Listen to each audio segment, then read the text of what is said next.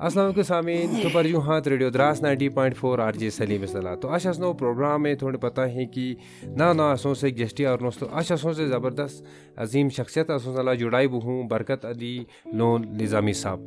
تو سب سے پہلے برکت علی نظامی صاحب تھو تھنوٹ وقت خلاص ہو رہے تھو آنی تھنو ٹائم دا تھو بہت بہت مہربانی. اسی پورا ریڈیو دراس 90.4 پوری ٹیموں طرف ہو تو اسو سلسلہ رچوں جو پرمپرا رچیں کہ کوئی گانے آلو کانی مشو شخصیات ایک سو بیسک انٹروڈکشن رسنی زبانی جو کھجانو کوشش تھوڑا تاکہ رسی جو بیسک انٹروڈکشن اسے ناظرین رکھتس پھار. جی مہربانی. السلام علیکم. وعلیکم السلام. پورے میں جو تو شکریہ سے تمام من شین قومی کا جو اچھا قربانی دے اچھا کرم دھیان تو لہذا میں ابتدا حجالو بلوس حجال اجالوس سادہ سبق رجاس نی ہمس ہائی سکول اصل سکون کو ہائر سیکنڈری ہی کالج ہم کو تو سکون سرنا اصل یعنی جو میٹرک تھا سادہ تو ملازمت لگائی بلوس پٹواری لگائی بلوس کو تم مشکل بیموس سیٹلمنٹ مشکل ہوں تو مو ریونیو جا می دبیا گچے برش نوکری تھا دبیا گچے برش پٹواری جو تو گیتا تو ایڈیشنل ڈی سی ریٹائر بلوس کرگل جو سو دوران جو مختلف دشو جو بیٹھوس پٹواری جو گرداور دلوس پروموشن بو گرداور جو صدر قانون گو دلوس پروموشن بلی دو نائب تحصیلدار دلوس تحصیلدار دلوس اسسٹنٹ کمشنر دلوس ایس ڈی ایم کے بیٹو سانی دراسے اسسٹنٹ کمشنر ریونیو بلوس تا اے ڈی سی ریٹائر بلوس اے سی ڈی کے بیٹوس برکے جے تو لہذا ویریس دشو جمی کرم تھاس ایکسپیرینس کے بلو جاکلے کا کرم لا تھیس ان کے کام آئے. اچھا نظامی صاحب کچا مشکل سچیں کہ خاص کر انی دشے کرم چھونو یا موتی دارو دشے کرم چھونو کرم چھونو مشکل جگہ سچی نش منور نیت صاف آجی بڑھ جو میں جو منور سے کنی کچھ جب ہوں سے کچھ صحیح جائز استعمال تھا کرے جگہ مشکلات ہیں نش. بالکل. میں اچاک سروس تھا 43 سال شاید اچاک ملازمی سے میں تھا چاکرم جیسے نتھن میں آتا ہے سخت موقع کا سخت دشو جگرم تھا. بالکل. 99 جنگی جگہ مو اصلس کاشرہ ڈیوٹی دا سکھونے کا منٹن سے جو مو اصلس تو مڑ یعنی زندگی کی جگہ مشکلات تک مگنے آلی. ہاں صرف اچاک بلو کہ سیاسی جگہ سپورٹ مرسی لانا نشو سنے میں سپورٹ دیجیے. سر آپ جو ہے کافی زیادہ سروس آپ نے کی ہے، خاص کر جب ہم رینیو ڈپارٹمنٹ کی بات کریں تو کیسا ایک سروس کا آپ کا سلسلہ رہا؟ تھوڑا آپ ناظرین کو ہمارا ایکسپیرینس تھوڑا شیئر کیجیے. سلیم صاحب بیسیکلی میں ریونیو میں دسمبر 75 میں پٹواری لگا سب سے پہلے. دسمبر 75 کی بات کر رہا ہوں. اس کے بعد کیسے لگا اس وقت ذرا طریقہ نوکری میں لگنے کا آسان تھا. اچھا. مجھ سے انٹرویو لیا گیا کہ آپ ایک شعر سنا دو. محمود الرحمن صاحب ڈپٹی کمشنر تھے، ایک شعر سنا دو. تو میں بچہ تھا، اس کو میری ایج 16.5 سال تھی. اچھا. مجھے اچانک سے یاد آ گیا ایک شعر کہ میں کہاں رکتا ہوں عرش و فرش کی آواز سے، مجھ کو جانا ہے بہت اونچا حد پرواز سے. محمود الرحمن صاحب بڑا خوش ہو گیا، بولا اتنا اونچا جانا چاہتا ہے، ٹھیک ہے اس کو پٹواری لگا دو. بغیر کسی ٹریننگ کے، بغیر کسی ایکسپیرینس کے مجھے پٹواری لگا دیا. پھر 1.5 سال کے بعد مجھے ٹریننگ کے لیے بھیج دیا. جب میں نے ٹریننگ کیا تو پوری J&K میں آؤٹ آف 625 کینڈیڈیٹ میری فرسٹ پوزیشن آ گئی، کیونکہ میں بڑا محنتی تھا. محنتی اس لیے تھا کہ میں غریب گھر سے تھا. بالکل. میں اپنا وقت ضائع ہونے کبھی نہیں دیتا تھا، کیونکہ جس کو سہارا نہیں ہوتا ہے تو وہ اپنا وقت پہچان لیتا ہے. بالکل سر. وہ ضائع ہونے کبھی نہیں تھا. آج بھی بہت سارے ایسے بہت سارے ہیں لوگ. جب میں وہاں لگ گیا، پھر ٹریننگ ختم ہونے کے بعد لے آ گیا. اس وقت ہمارے جو کرگل ڈسٹرکٹ ہے آج، یہ صرف تحصیل تھی، ڈسٹرکٹ نہیں تھا. اچھا. ہاں ہم لے چلے گئے. لے سے پھر ہماری پروموشن ہو گئی، میں گرداور بنا. پھر میں صدر قانون گو بنا کچھ سالوں کے بعد. پھر میں نے اکیڈمک لا پاس کیا ریونیو سے، جو زمین کے بارے میں جتنے بھی قوانین ہیں कोई 18-20 एक्ट मैंने पढ़े, वो सब पास किए, तो फिर मैं नायब तहसीलदार बन गया। जब नायब तहसीलदार बन गया तो फिर मेरी पोस्टिंग हो गई श्रीनगर में। 4 साल श्रीनगर में मिलिटेंसी के दौरान मैंने दिए। फिर जब वहाँ से दोबारा करगिल ट्रांसफ़र होकर आ गया 98 नवंबर में, तो यहाँ नायब तहसीलदार रहा। मीनवाइल जब यहाँ हसन खान साहब हमारे उसका नायब तहसीलदार हुआ करते थे, बाद में DC रिटायर हो गए, उनको प्रमोशन होकर उसको जानसकार भेज दिया, तो उसकी जगह मुझे भेज दिया। ये मई 99 की बात है। 13 मई को मैंने यहाँ एज नायब तहसीलदार ज्वाइन किया। 13 मई को शेलिंग हो गई, 99 का वार स्टार्ट हो गया 13 मई को। अभी मैं कुर्सी में बैठा नहीं था कि शेलिंग शुरू। फिर दास में बहुत सारे लोगों ने बोला जी कामा गान पाए इसका पाँव अच्छा नहीं था, इसका है शुगुन अच्छा नहीं था, तो आते ही जंग हो गया। उसके जब आपने 13 मई की बात है, तो आपने जब पहला ही अपना पोस्टिंग यहाँ पे हुआ, तो क्या सिविल और क्या आर्मी का कैसा एक लेजान रहा? एक्चुअली क्या था कि सिविल और आर्मी का कोई लेजान तब तक इतना नहीं था तो 5 या 10% लोग आर्मी के साथ ताल्लुक़ रखते थे, बाकी जो 90% लोग थे वो आर्मी से डरते थे। तो अब मैं एज नायब तहसीलदार प्लस सिविल आर्मी लेजान ऑफिसर भी था यहाँ का। जब जंग हो गई तो मैंने सारी पब्लिक को मटायन मुश्कू से लेकर खरबू तक के लोगों को शिफ्ट करके सेफर प्लेसेस में ले लिया, सांकू साइड में, मिंजी से आगे।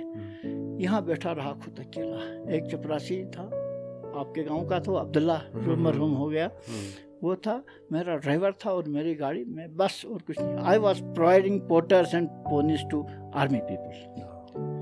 यहाँ तक कि जो डिफेंस का जो लेबर ऑफिसर है वो भी भाग गया, कोई नहीं रहा यहाँ सिविल में से, माँ सिवाय मेरे।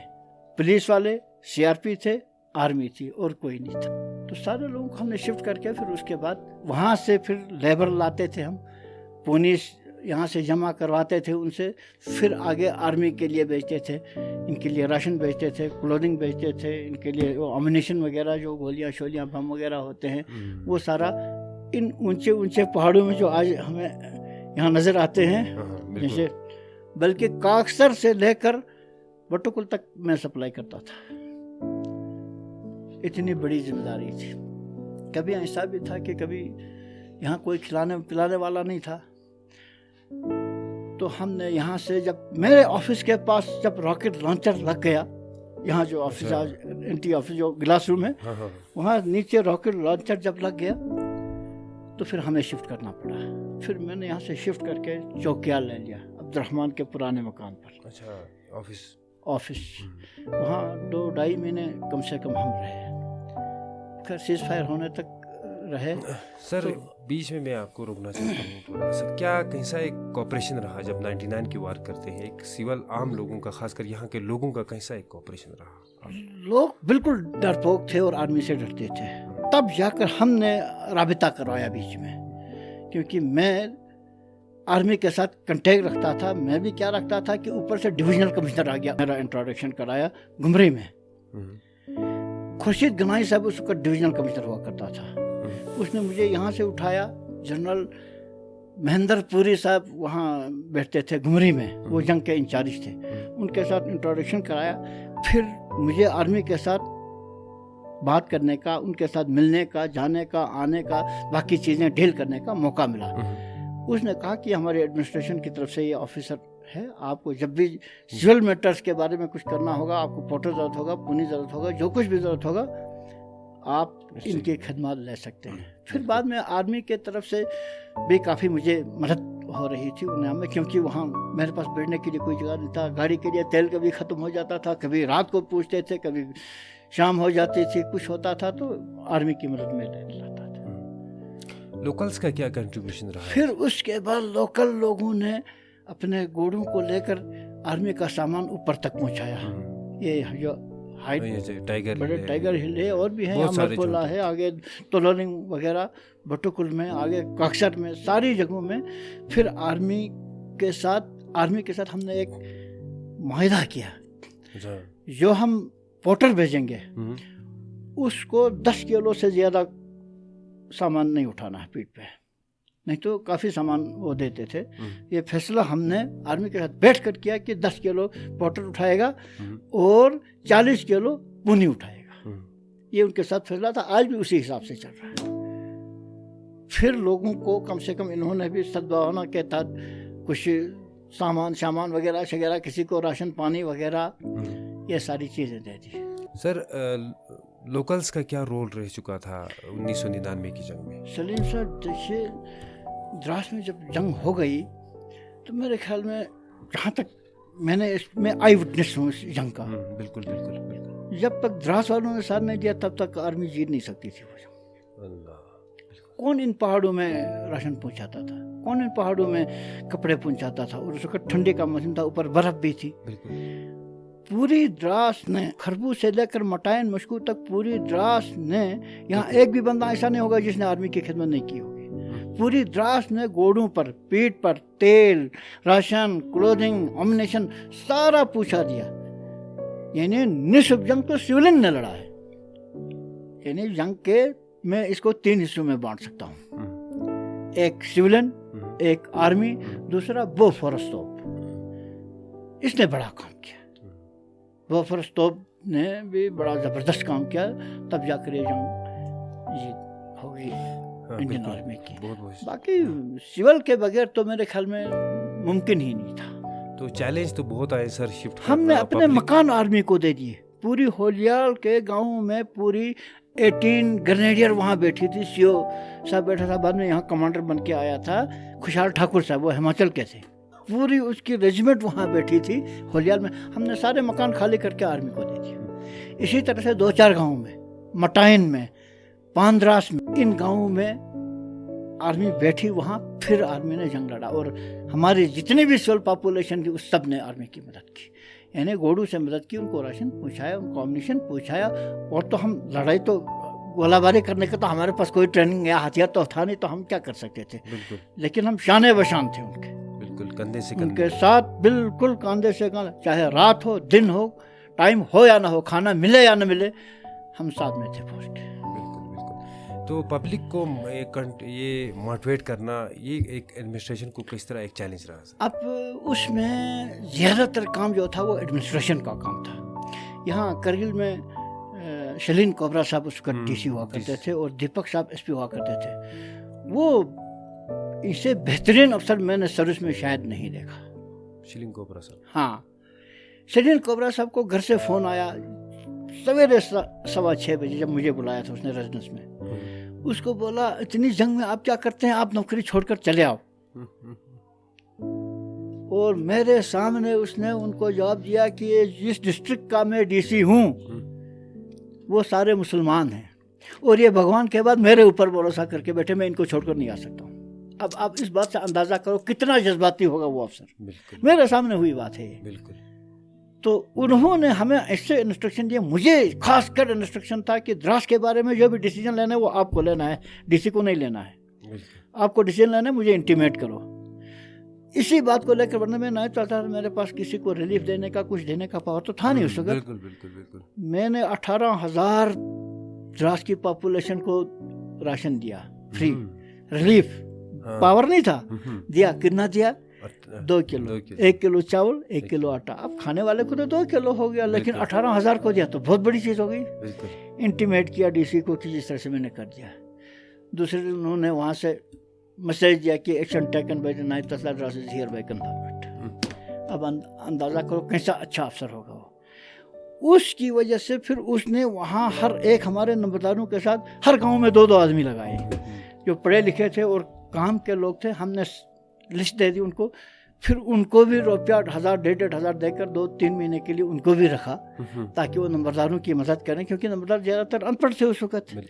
تو آرمی جب آتی تھی تو وہ ڈر بھی جاتے تھے, بات بھی کرنا نہیں آتا تھا. اب میں ہر جگہ تو پہنچ نہیں سکتا تھا, لہٰذا ان 2 آدمیوں کو, پڑھے لکھے خاص اچھے خاصے آدمیوں کو, بالکل خاص آدمیوں کو رکھا تھا جو کرتے دھرتے لوگ تھے. اس کی وجہ سے آرمی کے ساتھ ہمارا بہت اچھا رابطہ رہا تمام سویلین کا. بالکل. پھر تو آرمی سے کچھ نمبرداروں کو اس پیریڈ میں کچھ روپیے 1500 تنخواہ بھی دیا آرمی والوں نے, کوئی 1 سال تک. اس سے اور بھی تھوڑا سا نزدیک آنے کا موقع ملا. اچھا. ہاں بالکل. بالکل. پھر یہیں پارٹیز بھی ہوتی تھی, کبھی عید ملن پارٹی, کبھی افطار پارٹی, کبھی کچھ پارٹی آرمی میں ہوتا تھا. تو میں بھی سولین کو لے کر جاتا تھا, نمبرداروں کو. سرپنچ تو اس وقت تھے نہیں, یہ بات کی بات ہے. جو بھی گاؤں میں کرتا درتا اچھا خاصا آدمی تھا, میں ان کو لے کر آرمی میں جاتا تھا. کبھی کسی کو کھان کا 10 کلو, کسی کو کچھ مل جاتا تھا. تو اس سے کیا ہو گیا, ایک رابطہ بن گیا سول اور آرمی کے بیچ میں. درمیان میں یہ آرمی اسکول کھولنے کا یہاں ایک پروگرام آ گیا. تو آرمی کے لیے اب بلڈنگ کی ضرورت پڑی. یہ جو آج آرمی اسکول کھولا ہے, یہ ہم نے ہی ہینڈ اوور کیا ہے آرمی کو, کیونکہ یہ باہر سے آنے والے ملازموں کے لیے ریزیڈینشیل کوارٹر تھا, کالونی تھی. اچھا. یہ آرمی اسکول نہیں تھا, یہ ہم نے ہی دے دیا. جو آج آپ کا اسکول چل رہا ہے یہاں, یہ اس تب سے ہے. سر ایجوکیشن کے حوالے سے ہم بات کریں, خاص کر ایجوکیشن پوائنٹ آف ویو سے ہم دیکھتے ہیں کیریئر کونسلنگ کے حوالے سے کتنا اہم رہتا ہے کیریئر کونسلنگ, خاص کر جب آپ کی بات کریں تو آپ کے اس میں کیسا کیریئر کونسلنگ تھا اس ٹائم کا, کس طرح کا آپ اپنا ایکسپیرینس بتا سکتے ہیں؟ سلیم صاحب, بات یہ ہے وہ وقت کچھ اور تھا, آج وقت کچھ اور ہے. بالکل. اگر آج کے وقت میں ہمارے بچے نہیں پڑھیں گے, دھیان نہیں دیں گے, میرے خیال میں یہ ان کی بدقسمتی ہے. دیکھیے میں اپنے وقت کی بات آپ کو پہلے بتاتا ہوں. ہمارے وقت میں تقریباً بہت سارے گاؤں میں دراس میں روڈ بھی نہیں تھا, بجلی بھی نہیں تھی. وہ اس کو کیا بولتے ہیں, چراغ, وہ ہوتا تھا بمبا جس کو بولتے ہیں نا, چاؤں, وہ ہوتا تھا. ہم لوگوں نے اس کی روشنی میں تعلیم حاصل کی ہے. آپ اندازہ کر لیجئے, آج ایک گھر میں 25 بلب جلتے ہیں. تو آج تعلیم عام ہے, پڑھانے والے ہیں, بالکل بہت سارے اچھے ایجوکیٹڈ یہاں پڑھانے والے استاد موجود ہیں. اب اگر نہیں پڑھیں گے تو یہ ہمارے آنے والی قوم کی بدقسمتی ہے. اس وقت مشکل سے آدمی ٹیچر, پٹواری, کلارک یا VLW بنتا تھا, یا زیادہ میٹرک ہوتا تھا. فار ایگزامپل جو شخصیت آپ کے پاس بیٹھا ہے وہ صرف 10+2 ہے. میں نے صرف 10+2 کیا, لیکن اوپر والے کی مہربانی پہلے, پھر اپنی محنت بھی تو اس میں شامل حال رہی ہے. پھر میں اتنے بڑے پوسٹ سے ریٹائر ہو گیا. ادروائز کیا کوالیفیکیشن, 10+2 کوئی چیز ہے نہیں آج کے وقت میں. گریجویشن بھی کچھ نہیں ہے آج کے وقت میں, کچھ نہیں ہے. آج تو بڑی بڑی ڈگریاں لینی چاہیے. آج بالکل, اس وقت ایک ہائی اسکول ہوتا تھا, آج ہمارے پاس 6-7 ہائی اسکول ہیں, 2 ہائر سیکنڈریز ہیں, کالج ہے, گھر میں ہی سب کچھ ہے. اب اگر آج گھر میں ہی ہوتے ہوئے بھی ہم حاصل نہیں کریں گے, ہمارے بچے حاصل نہیں کریں گے, تو میرے خیال میں اس سے بڑی بدقسمتی اور کچھ نہیں ہوگی. تعلیم کے بغیر تو آدمی کہیں پہنچ ہی نہیں سکتا ہے, چاہے وہ کتنا بڑا پیسے والا بھی ہوگا. اگر وہ لکھ پڑھ نہیں سکتا ہے کوئی چیز, کسی سے انگریزی میں, اردو میں کسی بات نہیں کر پاتا ہے, تو میرے خیال میں اس سے زیادہ خراب آدمی اور کوئی نہیں ہوگا. تعلیم ہر کسی کے لیے ضرورت ہے, لیڈیز کے لیے, جینٹس کے لیے, ہر گھر میں. میری تو یہ میسیج ہے ہمارے دراس والوں کے لیے کہ چھوڑ دیں اپنی جو یہ 4 کھیتی ہم جو آباد کرتے ہیں, اس سے اتنا یہ ہونے والا نہیں ہے. ٹھیک ہے وہ اپنی جگہ, لیکن تعلیم کو پہلا درجہ دیں. بچوں کو پڑھائیں, جتنا ہو سکے پڑھائیں, خرچہ کریں, بچوں پر خرچہ کریں. جس طرح سے ہم کھیتی باڑی پر خرچہ کرتے ہیں, اس سے 10 گنا بچوں پر خرچہ کریں, وہ پڑھیں. آنے والی جو قوم ہوگی دراز کی, میرے خیال میں شاید انشاءاللہ بہت ترقی کرے گی, بہت ترقی کرے گی. کیوں, آج آپ کے پاس سول گورنمنٹ کی طرف سے بھی بڑی زبردست انتظام ہے. ایجوکیٹڈ لوگ یہاں, خاص کر ویل ایجوکیٹڈ لوگ یہاں پڑھانے کے لیے ہیں. علاوہ اس کے دیکھیے ہمارے پاس یہاں 2-3 ہلکا برج سے لے کر یہاں تک آرمی کے کتنے اسکول ہیں, کتنی بڑی انتظام ہے. بچوں کو چھوڑنے کے لیے, گھر چھوڑنے کے لیے بھی گاڑی, لانے کے لیے بھی گاڑی. حالانکہ آرمی کا اتنا اچھا خاصا انتظام ہوتے ہوئے بھی ہمیں کس بات کا ہچکچاہٹ ہے پڑھنے میں؟ پڑھنا تو چاہیے. اب اگر نہیں پڑھیں گے تو پھر میرے خیال میں اس سے بھی برے اعمال اور کیا ہوں گے. میرے خیال میں اس وقت یہ چیزیں نہیں تھی. یہ ساری چیزیں, یہ ساری ڈیولپمنٹ جو آج دراس میں دیکھ رہے ہیں, یہ 99 कि जंग के बाद की डेवलपमेंट है, पहले ऐसा नहीं था। पहले एक नॉर्मल जिंदगी थी। ठीक है, कुछ आदमी अमीर थे, कुछ तो मोहताज भी थे, बहुत सारे गरीब थे उस वक्त। आज मेरे ख्याल में शायद गरीब कम है, अमीर ज्यादा है। ये वजह क्या है? क्योंकि आज हर किस्म की इनकम है। अब देखिए, हमारे जितने भी अनएम्प्लॉयड लोग हैं वो आर्मी में जाते हैं, आर्मी से तनख्वाह मिलता है, पोर्टर जाते हैं, पुलिस अलग से कमाते हैं, सिविल मुलाजिम अलग से कमाते हैं, बाकी छोटे मोटे अपने कारोबारी लोग हैं बाजार में, जो कोई सब्जी बेचता है, कोई मुर्गी बेचता है, कोई कुछ बेचता है, अलग से कमाते हैं। तो लोगों की खुशहाली का एक सबब है सिविल गवर्नमेंट प्लस आर्मी। ये हमारी खुशकिस्मती है। मेरे ख्याल में शायद अभी तो सिर्फ हमारे पास यहाँ एक ब्रिगेडियर कमांडर की फौज है, यहाँ एक जनरल की फौज होनी चाहिए, तब जाकर हमारी बेरोजगारी बिल्कुल खत्म हो जाएगी। हमने एक प्रपोजल भी भेजा था, मैंने एक प्रपोजल भी भेजा था कि जो मटाइन से आगे जो प्लेन एरिया नहीं है, वहाँ मैंने कहा था कि आर्मी का एक जनरल का एक कैंप एस्टेब्लिश करो। इससे क्या होता था? एक तो हमारा जोजिला साफ रहता था, रास्ता मेरा मकसद था। बिल्कुल बिल्कुल बिल्कुल सही। दूसरा, जितने भी ये गरीब लोग थे सब कुल्ली में लग जाते थे, उधर कमाते थे 4 पैसे। कितने लग जाते, जब एक जीओसी उधर लग जाएगा तो कितने। द्रास में आपका कोई आदमी गरीब बेरोजगार नहीं रहता। ये मेरा मकसद था। खैर, मैं उस मकसद में नहीं पूछा, कुछ इसमें पॉलिटिकल पुश भी तो होना चाहिए था ना, इसलिए वो चीज़ें नहीं हो गई। भी आप पॉलिटिकल से बहुत दूर हैं। ना, मैं बिल्कुल दूर हूँ, बिल्कुल दूर हूँ। आज भी लोग बहुत आज ही की बात कर रहा हूँ, अभी भी कुछ आदमी मुझे बोलते थे जी आप इस साल काउंसिल के इलेक्शन के लिए ये लड़ो। मैंने बोला मुझे माफ़ी दे दो, मैं अपनी जगह ठीक हूँ। बहुत बहुत शुक्रिया सर। आखिरी सवाल रहेगा सर, क्या मैसेज रहेगा हमारे रेडियो द्रास 90.4 सुनने वालों को आपकी तरफ से? मैं सबसे पहले आर्मी का शुक्रिया अदा करूँगा, जिन्होंने ये 90.4 जो रेडियो स्टेशन है यहाँ हमारे लिए एस्टेब्लिश की।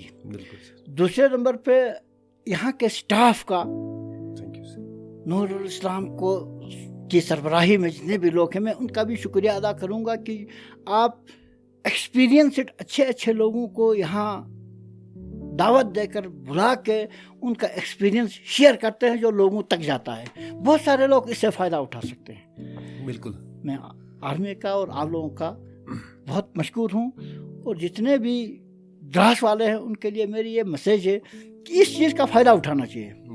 रेडियो स्टेशन हमने भी अपने वक्त में एक बनाई थी, गोशन में। अभी बिल्डिंगें बनी हैं, इंस्टॉल कभी नहीं हुआ, हमने भी बनाई थी मेरे वक्त में। पेमेंट मैंने किया, कंपनसेशन मैंने किया, वो ज़मीन एक्वायर मैंने किया जब मैं यहाँ था, वो सारी चीज़ें मैंने की है। लेकिन सियासी पुश नहीं होने से उस चीज़ को वो इंस्टॉल कभी नहीं हुई। अल्हम्दुलिल्लाह आज आर्मी की वजह से बगैर ही किसी मिनट के आप लोगों ने यहाँ एस्टेब्लिश कर दिया, तो इससे बढ़कर और अच्छी चीज़ क्या होगी? बिल्कुल सर, कोई भी अपना यहाँ आकर इज़हार राय कर सकता है। बिल्कुल, ये तो एक खुशकिस्मती की बात है। बिल्कुल सर, बिल्कुल। हम शुक्रिया अदा करते हैं आर्मी का, खास कर यहाँ जो द्रास की आर्मी है हमारे साथ बड़ा लजन इनका।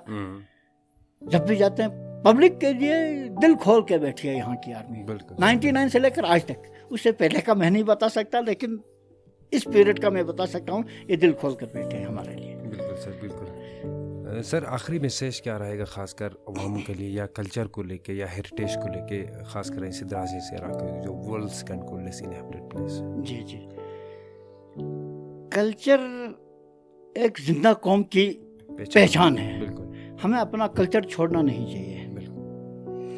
ये खुद ब खुद नस्ल ब नस्ल ट्रांसफ़र होते रहेगा, यहाँ तक कि जब तक दुनिया है तब तक होते रहेगा। हमें अपने कल्चर को अडॉप्ट करके ही रहना चाहिए, उसको छोड़ना नहीं चाहिए। मेरी अपील होगी सबसे कि वो जो हमारा अपना यहाँ 2 किस्म के 3 किस्म के लोग रहते हैं, कश्मीरी भी हैं मटाइन में, बिल्कुल बिल्कुल, यहाँ पुरिक वाले भी हैं, बल्कि तो है नहीं, पुरगी हैं, शीना है। इनको अपना अपना जो कल्चर है हर एक को संभाल के रखना चाहिए, कल्चर को हाथ से जाने नहीं देना चाहिए कभी भी। ये हमारी पहचान है। बिल्कुल सर, मेरी ये मैसेज है लोगों के लिए। बहुत बहुत शुक्रिया सर, बहुत बहुत शुक्रिया। आप अपना कीमती वक्त निकाल के आप आए रेडियो द्रास 90.4 में। तो ये थे नाजरीन बरकत अली निज़ामी साहब जो आपको कह रहे थे। उम्मीद करते हैं आपको ये सेशन जो है बहुत अच्छा लगा होगा। तो इसी सिलसिले को आगे बढ़ाते हुए और एक इंशाल्लाह एक नए गेस्ट के साथ फिर हम इस जो हमारा जो इंटरेक्टिव सेशन है आप तक पहुँचाने की कोशिश करते हैं। तब तक के लिए आप सुनते रहें रेडियो द्रास 90.4 और हमारी पूरी टीम को दीजिए इजाज़त। अल्लाह हाफिज़। न खौफ न मंजिल की फिक्र, अपने ही धुन में चला चल हम सफर। कभी द्रास से श्रीनगर या हो लद्दाख का सफर, हर दम रहे आपके साथ आपका अपना रेडियो द्रास 90.4।